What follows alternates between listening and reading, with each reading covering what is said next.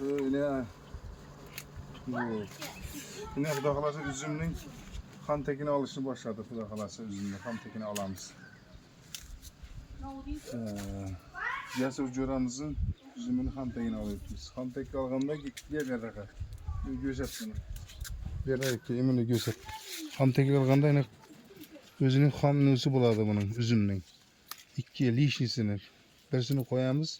Birisini koyarımız sebebi indigir için tayar bo'ladi bu da meyve yine. Yine baharda güzekten işodan 40 kamız yine. Güzekten 40 kamız yine şunu indigir için tayar etemiz bunu. Güzekte pişip meyve saladığının ne boladı bu.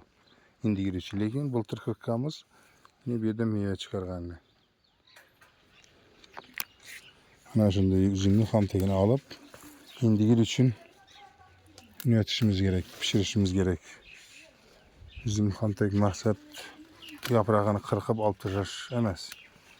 Maksat ne bu? Ham tekini alış. İndigele tayar kılışımız gerek.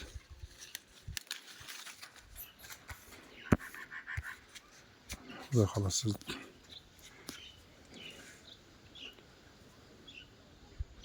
ana shunday